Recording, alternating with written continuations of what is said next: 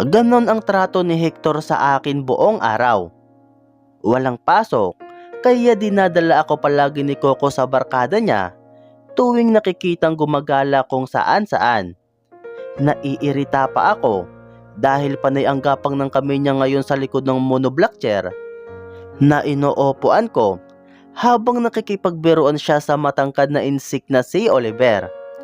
Napatingin ako sa balikat ko habang damang-dama ko ang bawat daliri niyang unti-unting dumadapo sa balat ko. Humugot ako ng malalim na hininga at nagkunwaring okay lang. Nang bumaling ako pabalik sa mga nag-uusap, ay agad ko namang nakikita ang nakangising si Hector. Kumunot ang noo ko at inirapan na lang siya. Hay nako, uwi na ako. Nakangiting sambit ni Hector at agad tumayo. Nahulog ang kamay ni Coco sa balikat ko dahil naagaw ni Hector ang atensyon ng lahat. Ha? Hindi ba maliligo dapat tayo ngayon sa tinago? Hintayin mo kami. Otas ni Oliver. Nakita kong sumimangot ang mga babae. Napailing naman ang lalaki. Humikab si Hector. Next time na lang. Uuwi na ako. Inaantok. Anya. Ang boring dito. Lumingon-lingon siya na para bang naghahanap ng mapaglilibangan. Wala ka ng pasok, di ba? Buti ka pa, Hector. Ani Kati na nagpaut at hinawakan ang malaking nakahulmang braso ni Hector. Ako rin wala na. Tumawa yung isang chinito na si Mateo.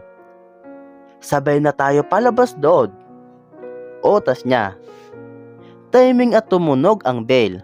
Hudyat sa klaseng pang 3:00. Nagsitayuan kami. May isa pa kasi akong klase hanggang 4:00. Wala na naman akong kilalang kaklase. Si Coco ay nasa ibang minor subject naman. Nakakainis lang. Late enroll kasi. O sige, next time ha. Sabi ni Coco kay Hector. Hector, hintayin mo naman ako. Sabi ng mapapil na si Kati. Yung isang maganda at kulot na babaeng katabi ni Kati ay napangiwi sa sinabi ng kaibigan. Mukha atang hindi sila magkakasundo pagdating kay Hector. Sorry Kat, next time na lang. Inaantok talaga ako. Ngumisi siya at sumulyap sa akin. Ngumuso ako at naunang umalis ng kantin. Tika lang Chiska. Agad akong sinundan ni Coco. Bumaling ako sa kanya at tinitigan ulit ang mukha niya. Ayan na naman. Kinikilabutan na naman ako. Tuwing ngumingiti siya sa akin, ay parang may parte sa buhay kong namamatay. Ngayon ko lang siya natitigan ng maayos mula ulo hanggang paa. Napagtanto kong kulay dark blue ang t-shirt nang may medyo nabuburang pa rin sa gitna. Faded ang pants niya at ang sapatos ay medyo old-fashioned. Ano Coco? Hindi ba last class mo na ito? Anya. Tumango ako. Anong gusto niyang mangyari? Last class ko na rin ito, kaya sabay na tayo mamaya. Ihahatid kita sa inyo. Kinatidi aldi ka lang naman di ba? Ano ba itong napasukan ko? Wala nang isip-isip pa. Talagang magsasabay tayo. Humalakak siya at kinawayan ako. See ya later, alligator. Nagtindigan na naman ang balahibo ko. Habang tumatagal, mas lalo siyang nakakairita at nakakainis. Nung una ay nakakatawa pa. Pero ngayon ay medyo natuturn off na ako ng sukdulan. For the land, Chiska. 5 ektaryang lupa ng Alps. Iyon lang. Humugot ako ng malalim na hininga nang nakita kong 3 lalaki lang ang nasa loob ng classroom. Nagtinginan sila sa akin at naghahalakhakan. Nang naupo ako ay agad nila akong nilapitan upang magpakilala. Chiska Alde? Wow! Hindi ko alam na may pinsang maganda si TD. Utos ng isang lalaking di ko na matandaan ang pangalan. Ngumisi na lang ako at nag-iwas ng tingin sa kanila. Nakakailang. Hilaw ang isip ko. I don't wanna be rude but I'm not a friendly person. Hindi ko alam kung paano gumaan ang loob ng iba at nakakapagbiro sa bagong kilala nila. Well, maybe Coco is an exception. Makapal kasi ang mukha niya at hindi ko na kailangan mag-isip ng topic dahil siya mismo ang maraming tanong. Uwi na lang tayo. Napagkasunduan nila. Wala atang prof. Kaya lumabas kami sa classroom pagkatapos ng 5 minuto. Hindi ko alam kung saan ang classroom ni Coco at wala din akong numero sa kanya. Kaya nauna na akong umuwi pagkatapos ng 15 minuto. Pagkalabas ko ng campus, doon ko na-realize kung anong nag-aabang sa akin. Sa kabilang banda ay matarik na daan kung saan kitang-kita mo ang bulubundukin ng Alegria. At sa kabilang banda naman ay matalahib at kitang-kita mo ang umaapaw na tubig ng ilog galing sa Tinago Falls. May mga tricycle na nakaabang. Pumara ako ng isa pero napangiwi ang driver sa akin dahil mag-isa lang daw ako. Dapat pagbababa marami. Mahirap umakyat ulit dito. Malulugi ako. Anya, hindi na ako tinignan pang muli ng driver. Ayos ganun ba dito? Ilang minuto pa akong nanatiling nakatayo sa waiting shed at ni isang sasakyan ay walang dumaan. Nang sa wakas ay may dumaan, nakita kong isang karomata iyon. Hay nako, napapadyak ako. Sumasakit na ang binti ko sa kakatayo dito. Manong, wala na akong choice kaya pinara ko na lang. May lamang mga saging sa likod ng karomata. Pero kaya kong magtiis at sumakay sa likod basta makababa lang ako. Kahit di na lang ako ihatid sa bahay. Manong, pasintro po ba kayo? Tanong ko. Nilingon ako ng nagdadrive ng karomata. Hindi, pero pababa ako. Sa bunganga lang ako ng sintro. Sakay ka? Wala akong naging choice kundi ang sumakay sa likuran at hayaan ng mga saging na magmansa sa damit ko. Hindi ko kabisado ang buong Alegria, pero sa oras na mapadpad ako sa sentro, mapapadali siya. Sasabihin mo lang naman sa driver ng tricycle na kina Alde ako pupunta. Ihahatid ka rin naman sa bakuran ng mga Alde. Halos 10 minuto ang naging biyahe. Kung sa tricycle siguro ay 5 minuto lang. Pero dahil kalabaw lang ang naglalakad para sa amin, medyo natagalan iyon. Salamat po. Sabay tanggal ko ng dumi sa damit ko. Bad trip. Binigyan ko siya ng pamasahe pero hindi niya iyon tinanggap. Hindi naman daw ako nakaabala kasi pababa din naman daw siya. Ngayon ay kaharap ko na ang mga bahay-bahay ng Alegria pero napagtanto kong malayo pa ako sa sentro. Siguro ay mga 3 minutong lakad pa. Kinuha ko agad ang cellphone ko para sa natawagan si TD o di kaya naman ay si Craig, pero nagulat ako nang may tumatawag na sa akin. Hello! Maligaya kong bati sa boyfriend kong miss na miss ko na. Chiska! Tumikim si Clark sa kabilang linya.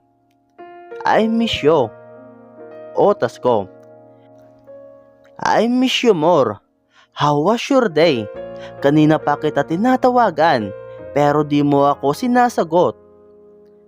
I'm sorry, hindi ko namalayan.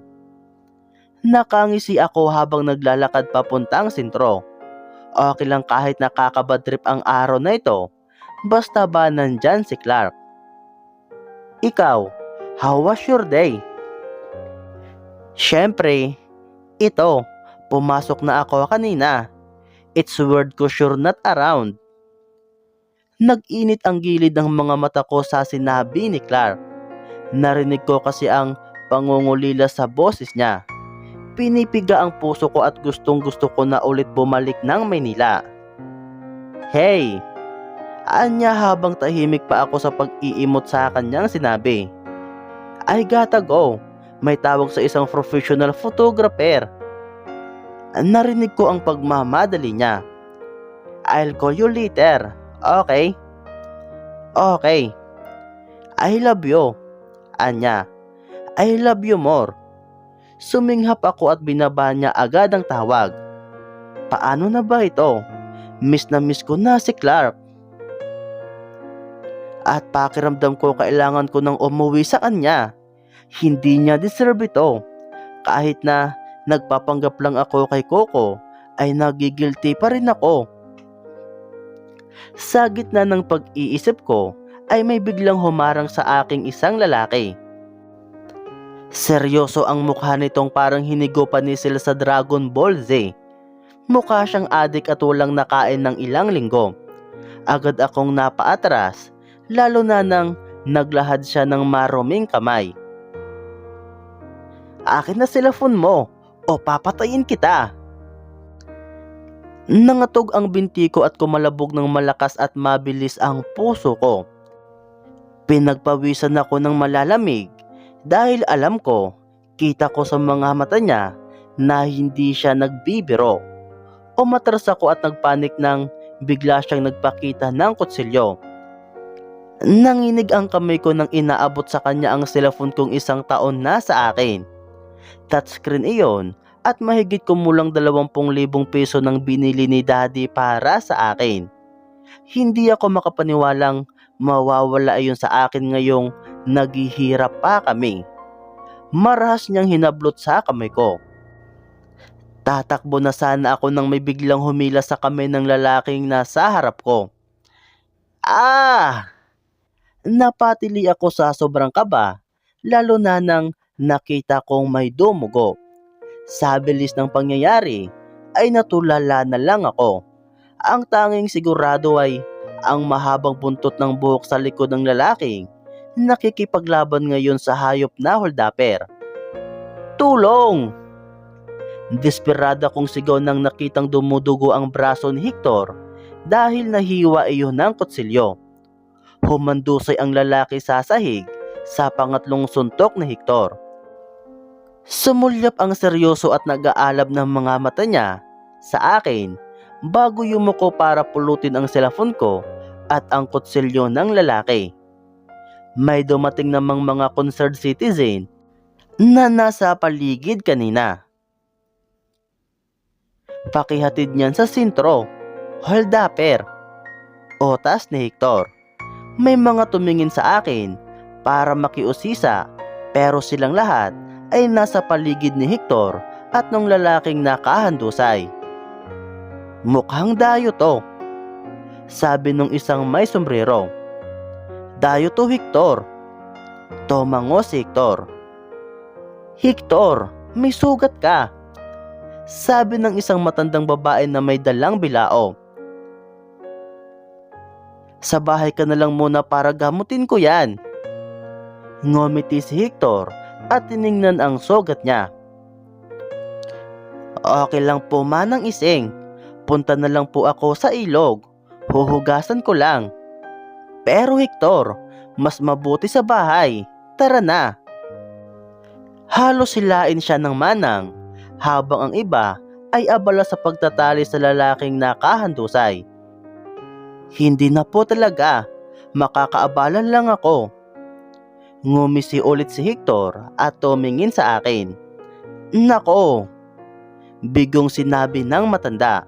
Lumapit si Hector sa akin. Namilog ang mga mata ko kaya napangisi siya. Inabot niya ang cellphone ko. Akala ko ba sasabay ka kay Coco? Ba't mag-isa ka? Paano niya nalaman iyon? Hindi ko alam. Magsasalita na sana ako pero hindi niya naman ata kailangan ng sagot Pagkat umalis na siya at dumiretso sa matalahib na daan sa gilid ng tinatayuan ko. "Hector!" tawag ko. Patalikod lang siyang kumaway. Pulang-pula ang kabilang braso niya at umaapaw ang dugo noon. Napalunok ako at napatingin sa cellphone kong walang gasgas. "Hector!" tawag ko nang nakita ko siyang nakalayo na. Walang pag-aatubiling sinundan ko siya patungo sa daang iyon. 3 minuto siguro yung lakad at hindi pa rin niya ako nililingon kahit panay na ang sigaw ko sa pangalan niya. Ang lalaking ito, nakakairita. Magpapasalamat lang sana ako dahil kahit naging mabaga ang una naming pag-uusap, may kabutihan din naman siyang ipinamalas. Napanganga ako ng unti-unti kong naaninag ang kumikislap na tubig ng ilog. May mga puno sa paligid at may munting boardwalk patungo sa isang maliit na gazebo na nakatayo sa ilog mismo. Diretso ang lakad niya patungo sa gazebo. Sa pag-iingat ko, mas lalong bumagal ang paglalakad ko. "Hector!" tawag ko ulit. Nag-iko ang boses ko sa kagubatan. Tumingala ako at halos hindi ko na makita ang langit sa sobrang tayog ng mga punong kahoy. "Bakit ka sumunod?" tanong niyang di man lang lumingon sa akin. Umupo siya sa gilid ng gazebo. Nakalagay ang sneakers niya sa gilid at hinugasan niya ng tubig ilog ang dumudugo niyang sugat sa braso. "Para saan pa magpasalamat?" Galit kong otas sa kanila pag-ambag ko sa tabi ng sapatos niya. Hinalukay ko ang loob para hanapin ang panyo at alkohol ko. "Ang harsh mo namang magpasalamat." Tumawa siya at nagpatuloy sa paghuhugas ng kanyang sugat.